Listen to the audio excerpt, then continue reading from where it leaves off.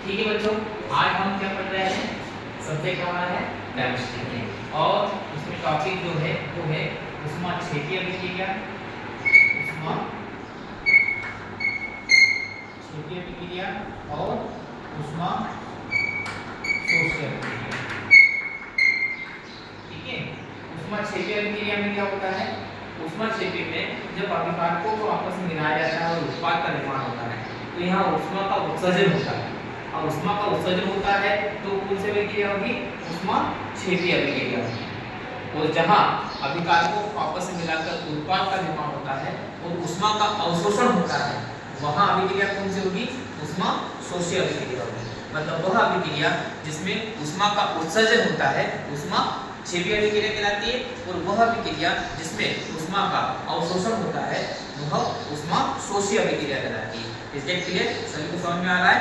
ठीक है, तो यहाँ क्या हुआ कि हमने यहाँ नाइट्रोजन दिया और हाइड्रोजन दिया। ठीक है, नाइट्रोजन और हाइड्रोजन से क्या बनता है? अमोनिया का निर्माण होता है। अमोनिया का निर्माण होता है और क्या बनता है? ऊष्मा उत्सर्जित होती है। ठीक है, और जब नाइट्रोजन और ऑक्सीजन को आपस में मिलाया जाता है तो क्या बनता है? नाइट्रिक ऑक्साइड का फॉर्मेशन होता है और ऊष्मा अवशोषित होती है। तो ये रिएक्शंस आपको समझ में आ गई है? क्लियर? एक बार और समझाऊं। देखिए, यहाँ नाइट्रोजन के परमाणु कितने हैं? 2 है ना। इसके पहले हमने क्या देखा था? यहाँ हमने 3 नहीं लिखा था। ठीक है, यहाँ 2 भी नहीं लिखा था। ठीक है, तब क्या देखा था हमने? इसको भी अपन मिटा देते हैं।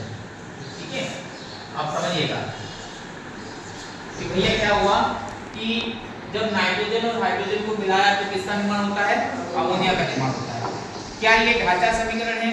यस, ये क्या है? ढांचा समीकरण। ये संतुलित हुआ क्या? नहीं हुआ। तो संतुलित कब होगा? देखिए, यहाँ पर नाइट्रोजन कितने हैं? 2। हाइड्रोजन कितने हैं? 2। नाइट्रोजन के परमाणु भी 2 और हाइड्रोजन के परमाणु भी 2 है। और यहाँ पर बात करें तो अमोनिया में नाइट्रोजन का परमाणु क्या है? 1 और हाइड्रोजन के कितने परमाणु हैं? 3 परमाणु। अब ऐसा क्या किया जाए कि यहाँ पर नाइट्रोजन के परमाणु 2 है तो यहाँ पर भी नाइट्रोजन के परमाणु 2 हो जाए।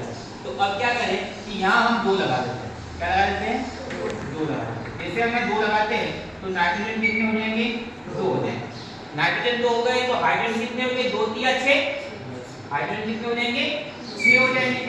ठीक है, अब यहाँ क्या किया जाए कि हाइड्रोजन कितने हो जाए? 6 हो जाए। तो इसके आगे मुझे क्या करना पड़ेगा? 3 लगाना पड़ेगा। क्या लगाना पड़ेगा? 3। तो ये 3 दूनी कितने हो गए? 6।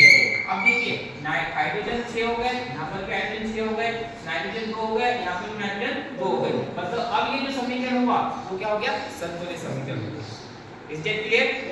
इसी प्रकार हम ऊष्माशोषी अभिक्रिया में देखते हैं। यहाँ पर हमने 2 भाग में लगा, इसको हम मिटा देते हैं, इसको समझ जाइए, है ना। यहाँ क्या हो रहा है?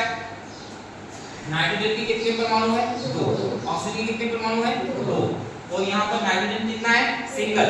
ऑक्सीजन कितना है? सिंगल। तो ये ढांचा समीकरण है। क्या है? ढांचा, जिसको हम स्केलेटल इक्वेशन बोलते हैं, राइट। तो अब क्या करेंगे? यहाँ 2 है, यहाँ 2 है, तो यहाँ पर भी क्या लगा देंगे? हम 2 लगा देंगे, जिससे समीकरण कैसा हो जाएगा? नाइट्रोजन भी कितने हैं? 2। ऑक्सीजन के परमाणु भी कितने हैं? 2। यहाँ भी नाइट्रोजन के परमाणु कितने थे? पहले कितने थे? 1 है ना। पहले कितना था? अगर यहाँ हम 2 लगाते तो कितना था?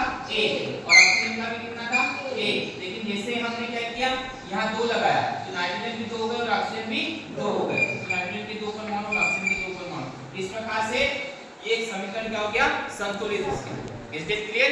समझ में आया सभी बच्चों को? तो यहाँ क्या हुआ? ऊष्मा का उत्सर्जन तो ऊष्माक्षेपीय अभिक्रिया, यहाँ ऊष्मा का अवशोषण तो ऊष्माशोषीय अभिक्रिया। Is that clear? Okay, thank you.